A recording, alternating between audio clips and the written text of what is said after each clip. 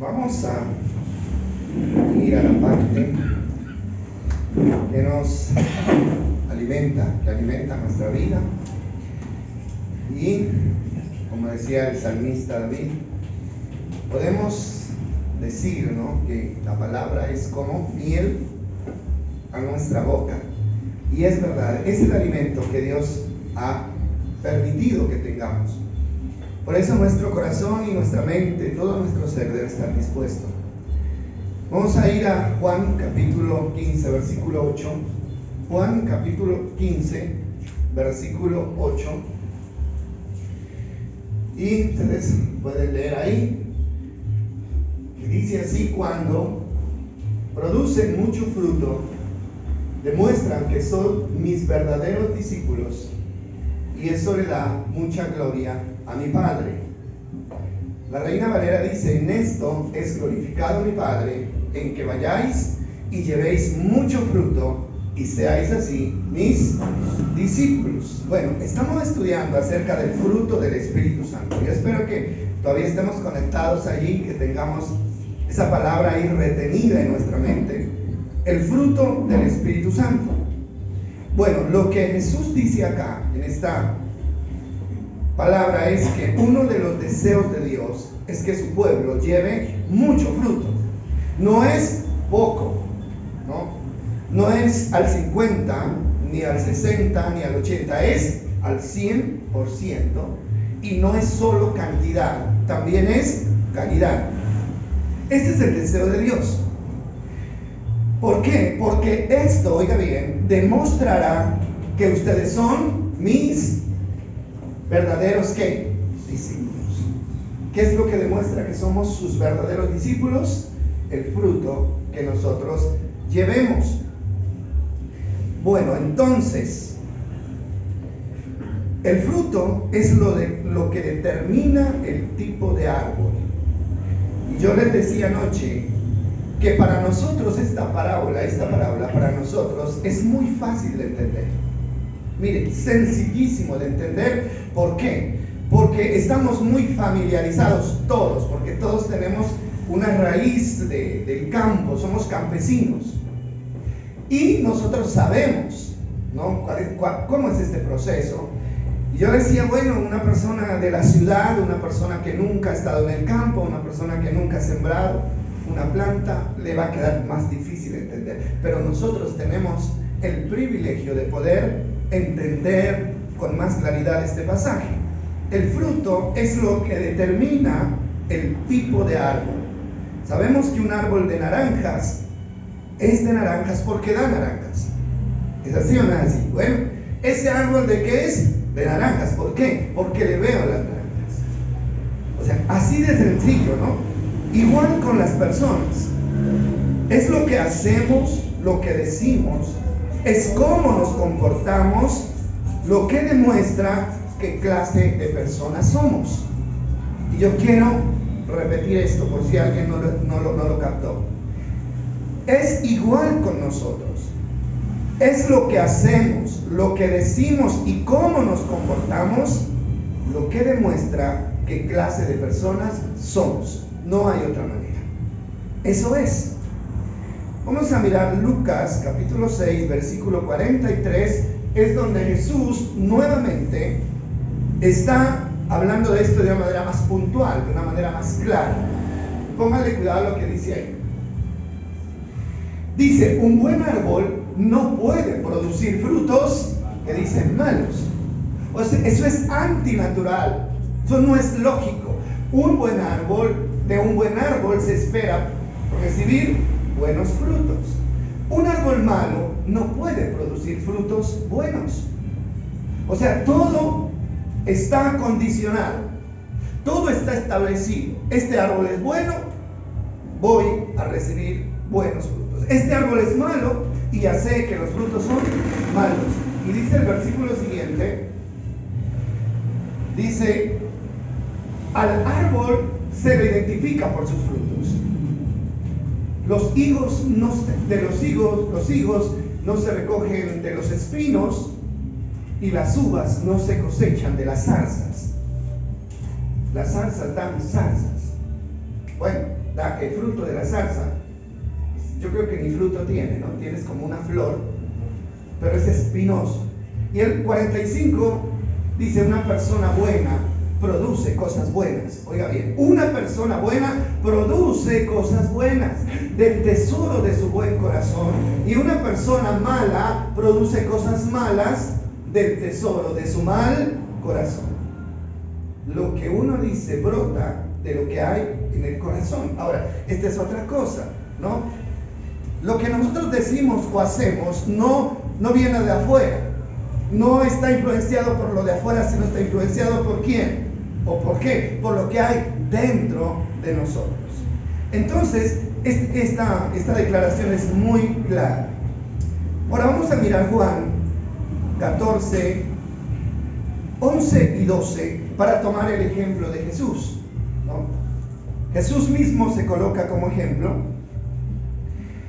Y mire, antes de mirar ahí, ustedes saben que uno de los problemas que tuvo Jesús fue que no lo aceptaron como hijo de Dios, ¿verdad? Usted no es el hijo de Dios, usted es un blasfemo.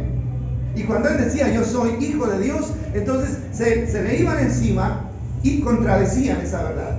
Y él, tratando de convencerlos, esta es una palabra que él dice, solo crean que yo estoy en el Padre y que el Padre está en mí, o al menos crean por las obras que me han visto ¿qué? Hacer.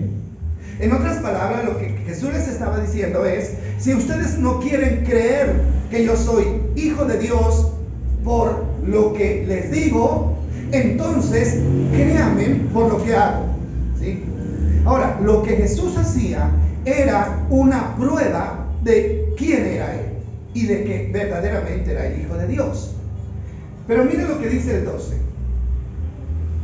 Les digo la verdad, todo el que cree en mí hará las mismas obras que yo he hecho, y aún mayores, porque yo voy a estar con el Padre. Ahora, eso ya está dirigido ¿a quiénes? A nosotros. Y pónganle cuidado a eso. Ahí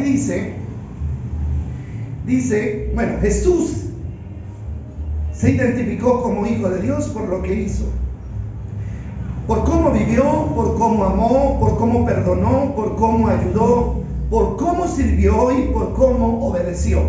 Todas esas fueron virtudes que nosotros conocemos de Jesús. Ahora, lo que dice es, las mismas obras que yo hice, ustedes las tienen que hacer. Oiga bien este desafío. ¿Por qué? Porque el desafío más grande que Dios nos está haciendo en estos días, ¿cuál es? Ustedes deben parecerse a mí, dice el Señor. Deben vivir como yo viví y deben hacer lo que yo hice. Ese es un gran desafío. No sé cómo lo haya tomado usted, pero para mí es un gran desafío. Entonces dice, las obras que yo hice, ustedes las tienen que hacer también. Ahora, ¿a qué clase de obras se refiere? Miren, yo siempre he escuchado predicaciones que hablan de esto, pero solamente refiriéndose a los milagros, ¿no? Es que Jesús resucitó muertos, entonces yo también los voy a resucitar. Jesús levantó paralíticos, yo los voy a levantar. Jesús sanó enfermos, yo los voy a sanar. Pero en este contexto no se refiere a ese tipo de obras. En este contexto se refiere a la conducta en general de Jesús, ¿no? Obras es todo lo que él hizo dentro del templo y fuera del templo, de cómo se comportó él, ¿no? En todos los aspectos de su vida. Entonces, ¿qué nos está diciendo acá? Así como yo amé, ustedes tienen que amar también. Así como yo serví, ustedes tienen que servir también. Y de esa manera lo tienen que hacer. Y dice, y mayores cosas. ¿Qué está diciendo acá? Cuando dice aún mayores cosas, dice, ustedes están llamados a ser mejores que yo. Imagínese usted, mejores que yo. ¿Sabe por qué? Dice, porque yo voy al Padre. Y cuando él dice yo voy al Padre, se refiere, voy al Padre para enviar ¿a quién? Al Espíritu Santo, para que él actúe a través de ustedes. Y cuando él actúe a través de ustedes, entonces las obras que ustedes hagan serán las mismas obras que yo hice, porque él también actuó por el Espíritu Santo. Mire, así de sencillo es el asunto. Entonces, de nuevo, tenemos que tratar de erradicar de nuestra mente ese concepto de que nosotros no podemos parecernos a Cristo porque simplemente somos seres humanos. No, es que el santo es Él, es que el Hijo de Dios es Él, es que el perfecto es Él. Hermano, hasta la saciedad hemos aprendido que nosotros también estamos llamados a hacer lo que Él hizo también. Bueno, Jesús comprobó que era el Hijo de Dios con sus hechos, ¿no? Eso es lo que está diciendo acá. El pasaje que mejor describe la conducta de un creyente es Gálatas 5:22. Ustedes ya lo saben, ojalá hasta se lo hubieran aprendido de memoria, ¿no? ¿Sí se lo saben de memoria? Bueno, algunos se lo saben. ¿Cuál es el pasaje? El pasaje es el que describe las 9 virtudes de una persona llena del Espíritu Santo. Y el fruto del Espíritu es ¿qué? Amor, gozo, paz, paciencia, benignidad, bondad, fe, mansedumbre y templanza. Contra tales cosas que dice, no hay ley. Ese es lo que describe ahí. Bueno, aquí lo dice de otra manera. Dice, lo que el Espíritu Santo produce en nuestras vidas es amor, alegría, paz, paciencia, gentileza, bondad, fidelidad, humildad y control propio. No existen leyes contra esas cosas. Bueno, ahí está la lista. Ahora, no es la única, ¿no? Esta es una muestra. Hay otras cosas. Entonces, este pasaje describe las acciones que deben ser constantes en un hijo de Dios. Constantes en un hijo de Dios. Esto debe ser constante. No es que hoy amo y mañana aborrezco. No es que hoy soy humilde y mañana soy rebelde. No, es una vida constante. Son acciones constantes en el Hijo de Dios. Ahora, un hijo de Dios, según Pablo, Pablo cataloga esto como ¿qué? Como un fruto, ¿cierto? Lo cataloga como un fruto. Esto es un fruto. ¿Qué es un fruto? Algo que un árbol produce. Algo que un árbol produce. Ese es el fruto. Ya hemos estudiado 2 características, que es el amor y la paz. Pero yo quiero hacer un paréntesis aquí para aprender cómo poder dar este fruto. Porque yo pienso que debe ser el interés de nosotros, ¿no? Bueno, si el fruto es tan importante, si el fruto es lo que me identifica ante Dios y ante el mundo que soy un verdadero hijo de Él, entonces ¿cómo hago para dar ese fruto? ¿Sí? Mire, las personas que trabajan la tierra viven pendientes de cómo mejorar el fruto de su tierra, ¿sí o no? Bueno, salió una variedad nueva, ¿no? De café, de lo que sea. Entonces las personas van detrás de eso. ¿Por qué? Porque quieren mejorar su fruto, porque al mejorar su fruto mejora la calidad y mejora la economía y mejora la vida. Entonces necesitamos saber cómo mejorar el fruto, cómo dar buen fruto, fruto que agrade a Dios y que nos ayude a dar un buen testimonio ante los de afuera. Ahora vamos a Juan 15:1 y ahí encontramos una enseñanza muy clara y concisa de lo que es dar buen fruto. ¿Cómo se puede dar buen fruto? Miren, no hay ningún pasaje en la Biblia que hable de una manera tan clara como este sobre cómo se debe dar fruto, cómo poder dar ese fruto. Bueno, vamos a leer hasta el 6. Jesús comienza diciendo: yo soy la vid verdadera y mi Padre es el labrador. Dice, Él corta de mí toda rama que no produce fruto y poda las ramas que sí dan fruto. Perdón. Leámoslo bien. Él corta de mí toda rama que no produce fruto y poda las ramas que sí dan fruto para que dé más fruto. Bueno, ahí está hablando de ese proceso de arreglar el árbol. ¿Para qué? Para que dé más fruto. Lo que en el cultivo de café diríamos de chuponar, ¿sí o no? Este es el proceso. Quitar ramas que no sirven para que las que sirven puedan dar mayor fruto. Ese es el proceso. Solo que ahí es una planta de uva, ¿no? Ustedes ya han sido podados y purificados por el mensaje que les di. Esto es bien importante tenerlo en cuenta. Dejémoslo ahí un momento, por favor, y vamos a mirar cómo funciona esto. Bueno, toda planta necesita ser podada, ¿verdad? Porque toda planta, ¿no?, además de brotar o de echar ramas buenas, también echa ramas malas, ¿sí? Que son como ramas que se adhieren al árbol, que no dan fruto y que le están robando el alimento o la savia para que las ramas buenas produzcan fruto.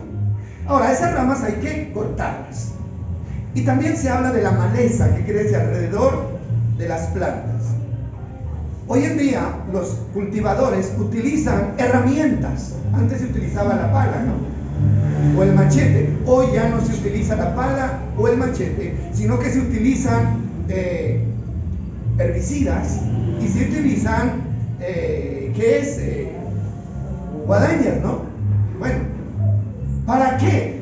¿Para qué se hace eso? Para limpiar la mata, para quitar la maleza. ¿Con qué propósito? Con el propósito de dejar libre el árbol para que luego ese árbol dé buen fruto. Ahora, ¿cuál sería aquí la guadaña o el machete que quita la maleza? ¿Qué es en el aspecto espiritual? ¿Cuál sería? Ustedes ya han sido podados y purificados. ¿Por qué? El mensaje, la palabra es comparada con la herramienta que quita la maleza, ¿sí? Es la palabra.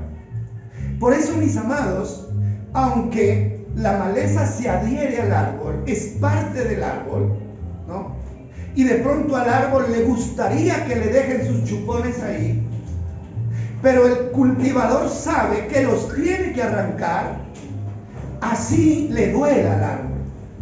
¿Sí me van a entender? Así inicialmente parezca que dañamos el árbol, pero no. Nosotros sabemos que hacemos ese proceso para que después haya buen fruto. Entonces, mis amados, debe ser la actitud nuestra frente a la palabra. No siempre la palabra cae bien, no siempre. ¿No les ha pasado a ustedes? Es más, yo diría que una palabra que no incomoda es una palabra que no ha hecho el efecto. ¿O qué dicen ustedes? La palabra tiene que incomodar, ¿sí? Tiene que incomodar. Tiene que arrancar. ¿Y qué es lo que arranca la palabra? La palabra arranca lo malo. Lo que está poniendo en riesgo ese fruto de buena calidad. Eso es lo que arranca la palabra. Cuando la palabra le dice a usted, sea verdadero, no diga más mentiras. Porque la mentira es una maleza que está adherida a nuestra vida y la palabra dice, hay que arrancarla. ¿Para qué? Para que usted pueda dar un fruto verdadero. Ser una persona honesta y ser una persona de verdad. Eso es lo que hace la palabra. Vamos a mirar el siguiente texto. Dice, permanezcan en mí y yo permaneceré en ustedes. Pues una rama no puede producir fruto si la cortan de la vid. Y ustedes tampoco pueden producir, o sea, ser fructíferos, a menos que ¿qué? Que permanezcan ¿en quién? En Dios. Aquí hay una clave para las personas que están deseando dar ese fruto bueno. Justicia, honestidad, verdad, amor, paz, humildad. Aquí está el secreto. Permanezcan ¿en quién? En mí. Sigamos leyendo un poco más. Y dice, ciertamente yo soy la vid, ustedes son las ramas. Los que permanecen en mí y yo en ellos, producirán ¿qué? Mucho fruto. El fruto que Dios demanda solamente se puede producir cuando nosotros estamos unidos a Cristo. Porque separados de mí, esa palabra tendría que calar muy dentro de nuestra mente. Porque separados de mí, que dice, nada pueden hacer. O sea, nada bueno, ¿no? Porque malo sí. Cualquier cosa mala se puede hacer separados de él. Pero bueno, dar fruto bueno no se puede a menos que permanezcamos unidos a él. Y dice el versículo 6. Oiga bien, esta es la advertencia, ¿no? Porque es que esto no se puede tomar así como tan deportivamente. El que no permanece en mí es desechado como rama como rama inútil y se seca. Oiga bien esa palabra. La rama que no permanece unida al tronco, dice, se seca, se vuelve inútil. Todas esas ramas, ¿qué pasa con esas ramas? Se juntan en un montón para quemarlas. ¿Dónde? En el fuego. Ahora, ¿qué le dice usted de esta palabra, no? Listo, de nuevo, mis amados, acudamos al sentido común de un agricultor. El sentido común. Si usted tiene un árbol de lo que sea, pero ese árbol nunca da fruto, nunca. Usted lo cultiva, le invierte, lo limpia, lo abona, pero no da fruto. ¿Qué termina usted haciendo con ese árbol? A menos que sea un árbol ornamental, ¿no? Pues, si es ornamental, pues por lo menos está presentando un fruto que es adornar. Pero si sembró esperando un fruto de él, pero nunca da fruto, entonces, ¿cuál es la sentencia o el fin de ese árbol? O la sombra, pero tiene una finalidad. Es que cortarlo, picarlo y llevarlo para quemarlo en el fuego. ¿Ustedes a qué creen que se refiere eso espiritualmente hablando? ¿A qué creen que se refiere? ¿Cuál es el fuego? Es el infierno, ¿cierto? Aunque ya sabemos que no es un fuego como el de aquí, hermano, pero se habla de ser desechados. Ser desechados. Y hay una parábola en Lucas que dice, ¿se acuerdan ustedes de esa parábola? Dios sembró un árbol, vino muchas veces a ver si había fruto, nunca encontró nada en ese árbol y le dijo al agricultor, córtelo porque este solamente está estorbando. Este árbol está inutilizando la tierra. Y el agricultor le dijo, por favor, démosle un año más, cultivémoslo, abonémoslo, y si no da fruto, entonces, ¿qué pasa? Lo cortamos. Lo cortamos, ¿sí? Bueno, así es la palabra, ¿no? Dios, cuando nos da una palabra, nos la da completa. Así que dar buen fruto no es una opción. No es si quiero, porque si no doy no pasa nada. No, Señor, si no damos buen fruto, hermanos, terminaremos siendo cortados como la rama que se desprende del árbol, que tarde o temprano va a ser quitada y va a ser echada a un lado. Yo lo entiendo así, no sé cómo lo entienda usted. Entonces, bueno, vamos a tratar de analizar estos textos de una manera más amplia. Y ya nos dimos cuenta que en este pasaje Jesús enseña con mucha claridad cómo dar buen fruto. Yo soy la vid. Bueno, la vid es una mata de uva. El que cultiva la planta es Dios, y lo que hace, lo hace podando, quitando lo que nos sirve y conservando lo que sirve. Y esto lo hace a través de su palabra. Es un resumen de lo que ya vimos. Generalmente el fruto está en las ramas. ¿Se dan cuenta ustedes? A menos que sea un árbol de cacao, ¿no? Porque curiosamente el cacao da frutos en el tronco, ¿no?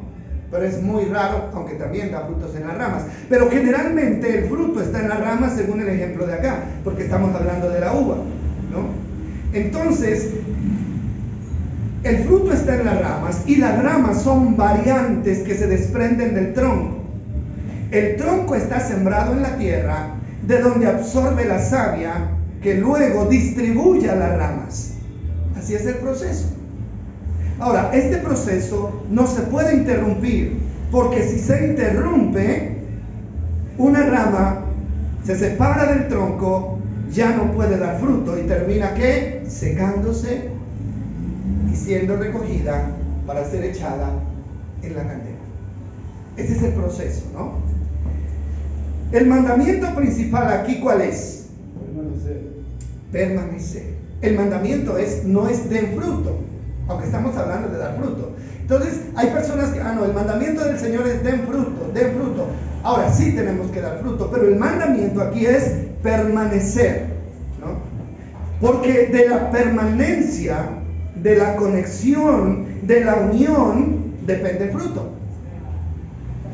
Usted tiene que tener claro esto. ¿De qué depende que una rama esté verde, saludable y que dé fruto. ¿De qué depende? De que esa rama mantenga ¿qué? Unida al tronco.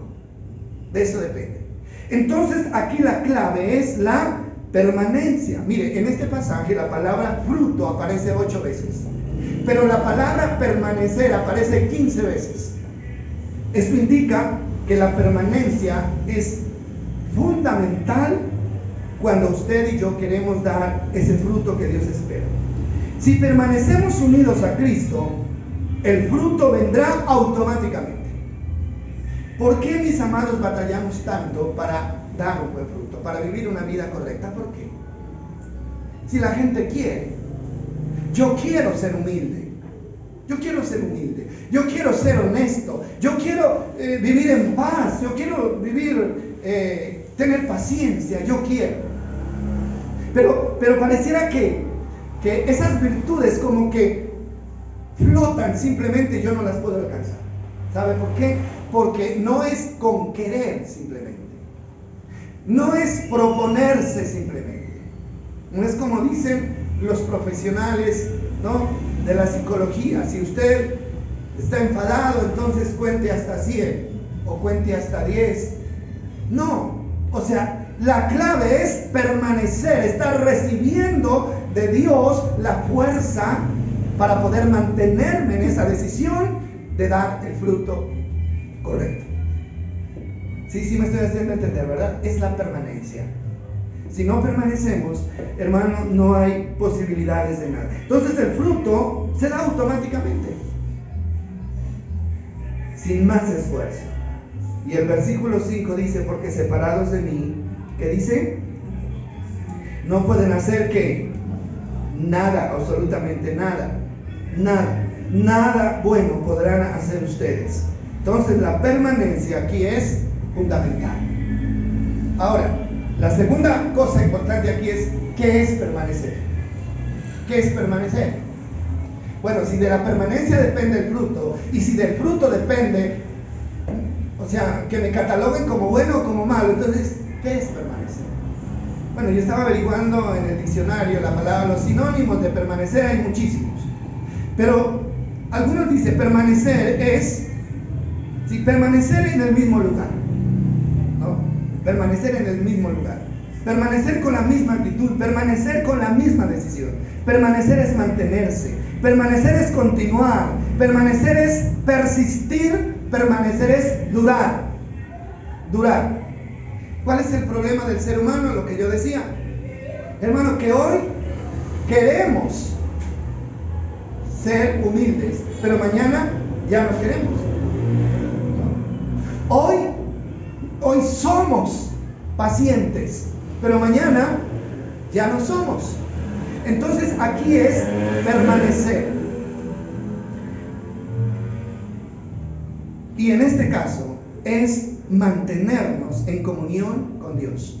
Mantenernos en comunión con Dios. Esta palabra es muy importante.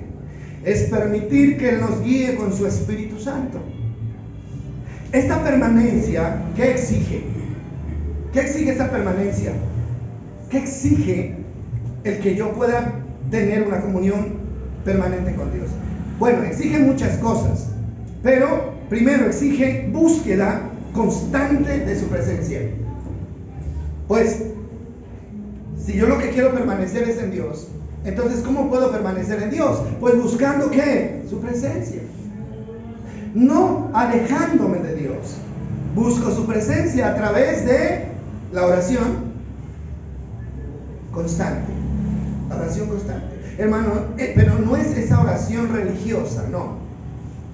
No es esa religión, hermano, esa oración que se hace para tranquilizar la conciencia, no. No es esa oración de un minuto. No, Señor, gracias por el día de hoy, gracias por darme la comida, gracias o sea, eso se convierte en un rezo al fin y al cabo que no tiene ningún sentido. Y al otro día cuando nos levantamos, Señor, gracias por la noche que me diste, bendícenos en el día de hoy, y salimos corriendo. ¿Por qué? Porque estamos muy ocupados y cogidos del día. La oración constante aquí es una oración que nos mantiene comunicados con Dios constantemente. ¿Sí? Constantemente.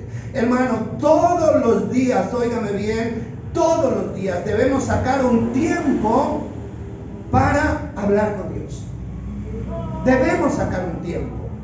Hermano, pero seguros de que realmente le hablamos, que Él nos oyó y que tenemos una comunión con Él. Hay oraciones que Dios nunca escucha, ni les pone cuidado. ¿Sabe por qué? Porque son oraciones que no salen del corazón, son oraciones aprendidas, como el rezo, ¿sí? No, la comunicación verdadera es la que nace de una relación, de una buena relación. Dos personas que se pueden comunicar es porque tienen una buena relación. Cuando no hay una buena relación, el uno dice blanco y el otro dice negro, y en vez de terminar comunicándose, terminan ¿qué? Discutiendo. No hay comunicación, porque no hay comunión. Entonces, esta permanencia exige oración constante, pero además de la oración constante, la permanencia exige estudio de la palabra de Dios. Dos cosas fundamentales: estudio de la palabra de Dios. Y ahora lo vamos a ver por qué la oración y el estudio son lo único que puede mantener nuestra comunión o comunicación con Dios.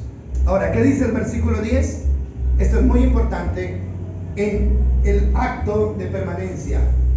Esto es muy importante. Cuando obedecen, ¿qué dice? Mis mandamientos, ¿qué dice? Permanecen en mi amor. Entonces, además de la oración, además de la palabra, para poder permanecer en Dios tenemos que obedecer sus mandamientos. Y en ese mismo pasaje, más adelante, dice Jesús: yo a ustedes los voy a considerar mis amigos con una condición. ¿Cuál es la condición? Si hacen lo que yo les mando. ¿Qué sería lo contrario? Si ustedes me contradicen, si ustedes me llevan la contraria, si ustedes no hacen lo que yo les digo, entonces no habrá relación de amistad entre nosotros. No habrá. La desobediencia, hermano, corta, limita la relación de amistad con Dios. Eso es normal, eso es natural. ¿Qué es lo que daña las relaciones de las personas? ¿Qué es lo que daña la relación de dos amigos? La relación de una pareja. ¿Qué es lo que daña? Las ofensas, ¿verdad? Las ofensas, ¿sí o no? Si no hay ofensas, hermanos, si nos respetamos, si nos consideramos, no tiene por qué haber discrepancia en nosotros. Pero cuando uno no le lleva la contraria al otro, entonces la relación se daña. Lo mismo pasa con Dios. Si ustedes quieren ser mis amigos, entonces tienen que hacer lo que yo les digo. Si ustedes no hacen lo que yo les digo, esa relación de amistad se va a dañar y ya no hay comunión. Y si no hay comunión, no hay fuerza, no hay alimento, no hay savia, no hay fruto y nos terminamos secando. Yo pienso que esto es normal y nosotros lo tenemos que entender. Hay personas, hermano, que parecen, no que parecen, que viven una vida seca. ¿O qué dicen? ¿Sí o no? ¿Es cierto o no es cierto? Hermano, no estoy hablando de gente de afuera, estoy hablando de gente de ¿qué? De la iglesia, ¿sí? Secos, ¿no? Totalmente secos, ¿sí? Hermano, ¿por qué? ¿A qué le estamos echando la culpa cuando vivimos una vida, hermano, descontenta? Cuando vivimos una vida estéril, ¿a qué le estamos echando la culpa? ¿Sabe? Equivocadamente estamos culpando a todos menos a quien debemos culpar, que somos quienes, nosotros mismos. Es el sistema, ¿no? Es que el sistema, es que la violencia, es que el problema que tengo en la casa, es que mi mujer, es que mi marido, es que mis hijos, eso es lo que me mantiene a mí seco. No, lo que lo mantiene seco es porque ha cortado su comunión con Dios. La ha cortado. Ha permitido que algo se interponga entre usted y Dios. Hermano, ¿por qué? Porque ya hablamos de la paz. ¿Recuerdan lo que hablamos de la paz el domingo anterior?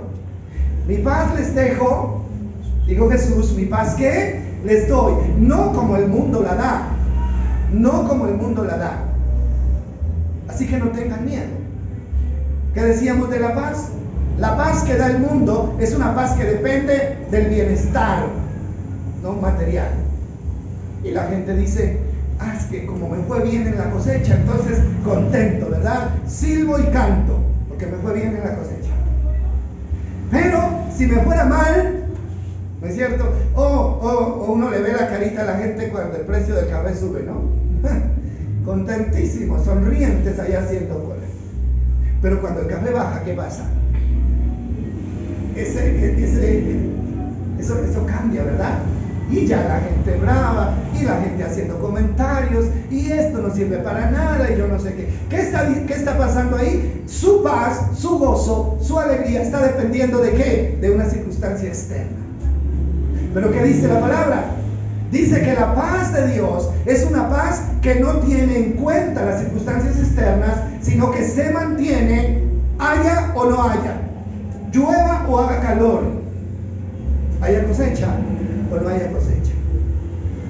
En el Antiguo Testamento hay un profeta, creo que es Ageo, si no estoy mal, que dice: aunque la higuera no florezca, y aunque en las vides no haya fruto, aunque se acaben, ¿no?, todos los beneficios, aunque los corrales estén vacíos, con todo yo me alegraré y me gozaré en el Dios de mi ¿qué? Salvación. Esa es la paz que viene de Dios, hermano. Pero cuando la gente no tiene esa comunión con Dios, no está recibiendo la fuerza de Dios, entonces queda expenso o expuesto, digamos más bien, a que su tranquilidad venga de la circunstancia y no de Dios. Y esa es la constante del mundo. Entonces, 3 cosas importantes: oración, estudio de la palabra y obediencia a esa palabra es lo que nos ayuda a mantener ¿qué? Unidos a Dios. La permanencia depende mucho de no permitir que nada se interponga entre Dios y yo. Eso es verdad. Cuando en una relación de pareja aparece un tercero que se mete en medio, ¿qué pasa con esa relación? Se acabó. Se acabó. Un tercero viene a romper con la relación, viene a acabar con la relación. Lo mismo en la relación con Dios. Si usted permite que un tercero, llámese trabajo, llámese deporte, llámese familia, llámese lo que se llame, si usted permite que un tercero se interponga en su relación con Dios, hermano, ya su relación con Dios se dañó. Ya se dañó. Y entonces usted va a orar y usted siente que sus oraciones se quedan ahí en el techo. Yo oro y Dios no me contesta. Pues ¿cómo le va a contestar? Si es como una manguera, ¿no es cierto?, a la que le han cortado a la mitad. No puede llevar el líquido a donde tiene que llevar. Entonces, hermano, cuando yo permito que alguien o algo se interponga, puede ser lo que ya mencionamos, cualquier cosa que lo desplace a él, ese flujo de poder y de vida se interrumpe y no habrá fruto y puedo terminar secándome. Puedo terminar secándome. Hermano, y el propósito de Dios no es que vivamos secos, sino que seamos ¿qué? Verdes, frondosos y fructíferos. Una palabra bonita, ¿no? Como árboles ¿qué? Plantados junto a corrientes de aguas. ¿Y el agua quién es? En este caso, ¿quién es el agua? El Espíritu Santo. Todo el que tenga sed, dijo Jesús un día, venga a mí, ¿qué? Y beba. Y de su interior, que dice, correrán ríos de agua viva. ¿Y de quién hablaba? Del Espíritu Santo que había de venir, o que Él había de enviar para que estuviera con nosotros. Ok. Esa palabra tenemos que tenerla, guardarla en nuestra mente. Hermano, así es como las personas se apartan del Señor. ¿Cómo se aparta del Señor una persona? Esto no se da de la noche a la mañana. No, esto no se da de la noche a la mañana. Mire, se apartan cuando nos alejamos de las cosas de Dios, cuando nos alejamos de las cosas, cuando nos alejamos de la congregación, cuando nos alejamos de la oración, cuando nos alejamos del estudio de la palabra, hermano, eso se va dando gradualmente, y sin darse cuenta la persona está afuera y comienza a vivir como un mundano. Esto es lo que yo he visto a lo largo de todos mis años como pastor, ¿sí? Una persona no se aparta de la noche a la mañana, no. Una persona se aparta en un proceso lento, cuando comienza a descuidar las cosas de Dios, a descuidar, ¿sí? Entonces, hermano, una persona nunca puede vivir en un lugar neutral. Yo no soy ni de allá ni soy de acá, me hago en el centro, no. O es de allá o es de acá, pero en el centro no puede estar, nunca puede estar. Entonces tenemos que tener mucho cuidado con eso. Ahora, lo más importante aquí que es, es la palabra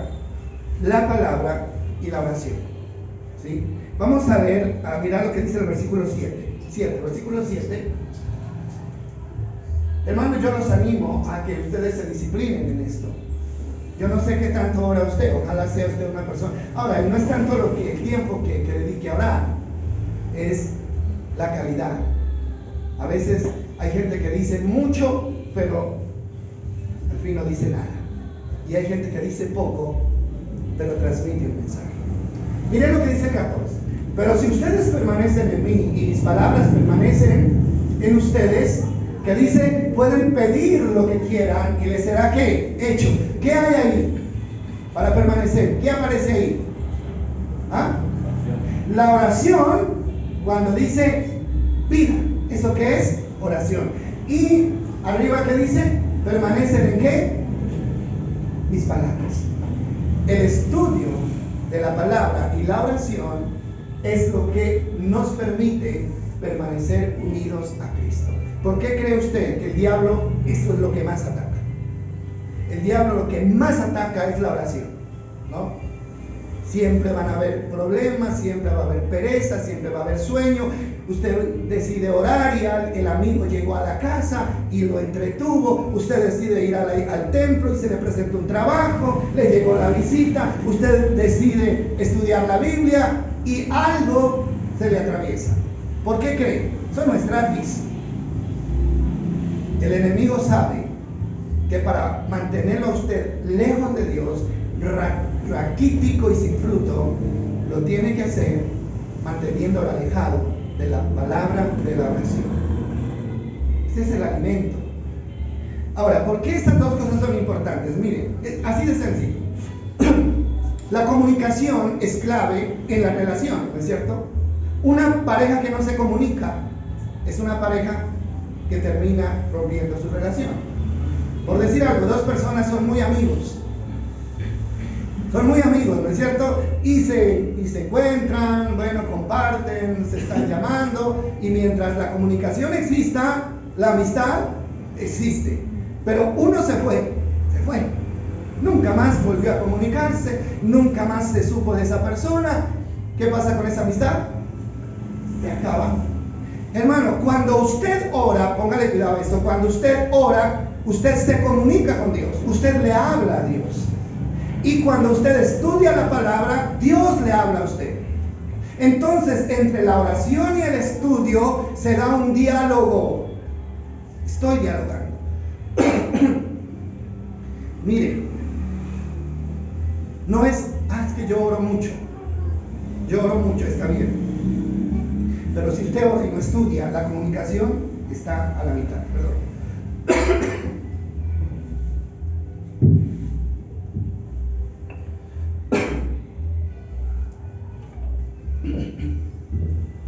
¿Sí me va a entender? Cuando yo oro, pero no estudio, entonces estoy haciendo la mitad del proceso, ¿sí? Es como que si yo hablara y el otro nunca dijera una palabra. ¿Me comuniqué? No. Porque la comunicación conlleva diálogo. Ahora, pero si usted ora y estudia, entonces la comunicación es completa. Yo le hablo, él me habla, yo le hablo, y nos estamos comunicando constantemente. Por eso no se puede dejar de lado ninguna de las...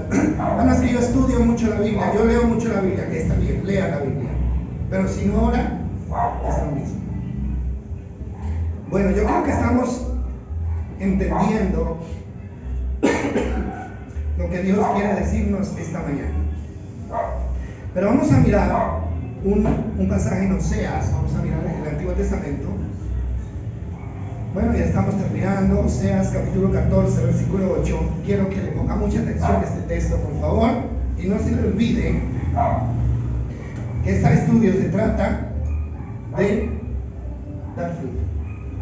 Dar fruto, ese es el llamado. Pero no va a haber fruto mientras no haya permanencia en él. Miren lo que le dice Dios a Israel. Oh Israel, mantente lejos de ¿qué? De los ídolos. Yo soy el que contesta tus oraciones y te cuida. Soy como un árbol que siempre está verde. Todo tu fruto proviene ¿de quién? ¿De quién proviene mi fruto? ¿De mí mismo? No, proviene ¿de quién? De Dios. Pero muy bonito este pasaje, me sorprendió este pasaje. ¿Por qué? Porque está conectado con lo que dice Jesús en Juan 15. Hermano, ¿cuál es la advertencia en primer lugar? ¿Cuál es la advertencia? ¿Cómo comienza? Mantente lejos ¿de qué? De los ídolos. ¿Qué son los ídolos?